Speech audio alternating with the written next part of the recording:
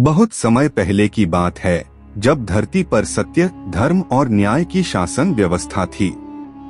उस समय एक विशाल और समृद्ध राज्य था, जिसका शासक था राजा हर्यश्व। वह न केवल शक्ति और वैभव के लिए प्रसिद्ध था, बल्कि उसकी सबसे बड़ी पहचान थी उसकी अटूट ईमानदारी और धर्म के प्रति समर्पण। लोग कहते थे कि हर्यश्व राजा नहीं, बल्कि धरती पर उतरा हुआ देवता था। उसकी नजरों में सत्ता का अभिमान नहीं, बल्कि सेवा और त्याग की भावना झलकती थी। राजा हर्यश्व का राज्य किसी स्वर्ग से कम नहीं था। पेड़ों पर पक्षी मधुर गीत गाते, नदियां शीतल जल से भर जाती और जनता खुशहाल थी। लेकिन इस खुशहाली के बीच एक रहस्य छुपा था, जो आने वाले समय में पूरा राज्य और राजा के जीवन को झकझोर कर रख देगा। एक दिन अचानक राज्य में एक अज्ञात तपस्वी की उपस्थिति हुई। उसकी आभा कुछ ऐसी थी कि लोग उसे देखकर कांप उठते। उसने अपना चेहरा नकाब में छुपाया था और उसकी चाल में किसी राजवंश के गुप्त योद्धा जैसी धार थी।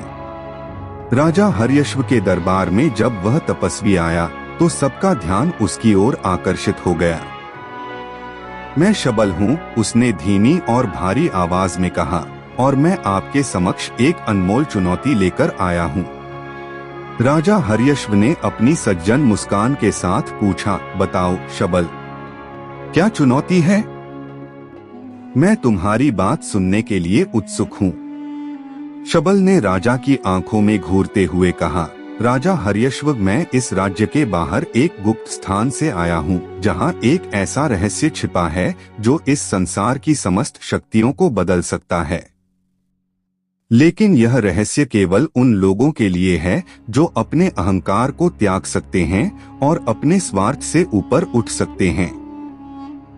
राजा हर्यश्व के हृदय में जिज्ञासा और भय दोनों का मिश्रण उमड़ने लगा। यह रहस्य क्या हो सकता था? क्या यह कोई खजाना था या कोई प्राचीन शक्ति?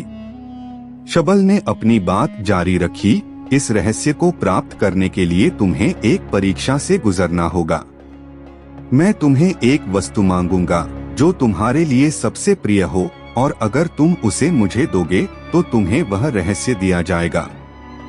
राजा हर्यश्व के मन में कई सवाल उठे। सबसे प्रिय वस्तु? क्या वह अपनी पत्नी या पुत्र को देना होगा, या अपनी राज्य की शक्ति? लेकिन राजा के दिल में एक ऐसी गहराई थी जहां स्वार्थ के लिए कोई स्थान नहीं था। उसने निडर होकर कहा, तुम जो मांगोगे वह तुम्हारा। शबल के चेहरे पर एक रहस्यमय मुस्कान आई। वह ठहर कर बोला, सचमुच? तो मैं मांगता हूँ तुम्हारा स्वयं का सबसे अनमोल रत्न। दरबार में सन्नाटा छा गया। सभी ने सोचा कि यह राजा के लिए बहुत कठिन मांग होगी। कोई भी राजा अपने दिल का रत्न नहीं दे सकता। राजा हर्यश्व के चेहरे पर कोई भय नहीं था, केवल एक गहरी शांति थी। मैं तुम्हें वह दूंगा, राजा ने कहा, जो तुम्हें चाहिए वह लेकर जा। मेरे लिए राज्य, धन, परिवार से ऊपर धर्म है। यदि मेरा त्याग धर्म की स्थापना में सहायक हो तो मैं उसे पूर्णतः स्वीकार करता हूँ। शबल ने धीरे से सिर हिलाया। तुमने मेरी परीक्षा पास कर ली, हे राजा। यह त्याग और समर्पण सतयुग की सच्ची शक्ति है। इस त्याग की वजह से तुम्हारा राज्य सदैव अमर रहेगा और तुम्हारी यादें कालों काल तक जीवित रहेंगी। तब शबल ने राजा को एक रहस्यमय तंत्र दिया, जिसमें वेदों की गुप्त ज्ञान शक्ति छिपी थी। उस ज्ञान की मदद से राजा ने अपने राज्य में ऐसे नियम स्थापित किए जो आज भी लोगों के दिलों में आदर्श के रूप में बसे हुए हैं। लेकिन इस कथा में एक अंधेरा पहलू भी था।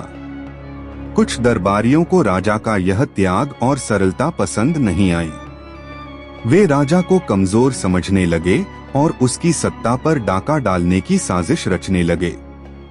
एक रात जब पूरा महल गहरी नींद में था, दरबार के कुछ विश्वासघाती सिपाहियों ने मिलकर राजा पर हमला किया। लेकिन राजा हर्यश्व की बुद्धि और धर्म की शक्ति इतनी प्रबल थी कि उसने बिना किसी हिंसा के अपने आप को बचा लिया। उसने अपने विश्वासपात्रों को साथ लेकर उन दुष्टों को पकड़ लिया। राजा ने सभी को माफ कर दिया, पर उन्हें सख्त चेतावनी दी कि धर्म और न्याय के मार्ग से भटकने वालों को कठोर दंड भुगतना होगा। इससे उसकी प्रजा में राजा के प्रति श्रद्धा और भी बढ़ गई। इस पूरी कथा में जो सबसे महत्वपूर्ण बात थी, वह थी राजा हर्यश्व का अटल विश्वास कि सच्चा बल त्याग और धर्म की सेवा में ही है। वह न केवल राजा था, बल्कि एक गुरु, मार्गदर्शक और समाज के संरक्षक भी था। सतयुग के इस दौर में उसकी गाथा लोक कथाओं में गाई जाती रही और आज भी हर उस व्यक्ति के दिल में बसी हुई है जो सच्चाई और धर्म के मार्ग पर चलना चाहता है।